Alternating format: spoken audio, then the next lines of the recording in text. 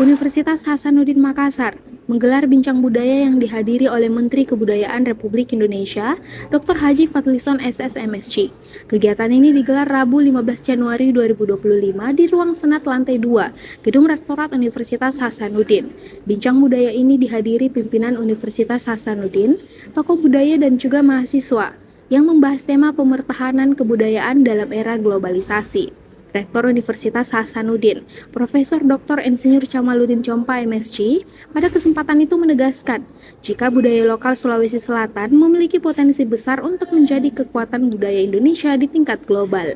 Sementara itu, Menteri Kebudayaan Republik Indonesia, Dr. Haji Fadlizon SSMSC, menyebutkan jika di antara puluhan negara yang telah dikunjunginya, belum ada yang mengalahkan Indonesia dari segi budaya.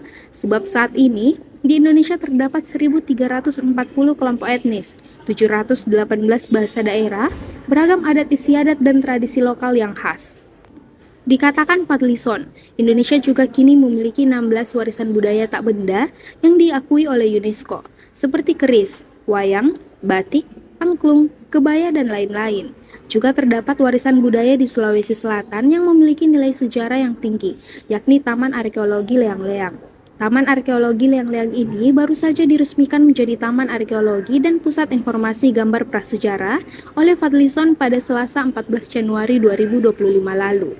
Kemarin saya melihat beberapa jejak peradaban yang sangat-sangat penting seperti di Taman Arkeologi Leang-Leang dan juga Leang Karampuang yang menjadi sekarang situs menurut penelitian arkeologis yang tertua dengan proses uranium series itu, jadi cukup tinggi akurasinya, dan ini tentu membutuhkan pelindungan, pengembangan, pemanfaatan, dan pembinaan gitu ya.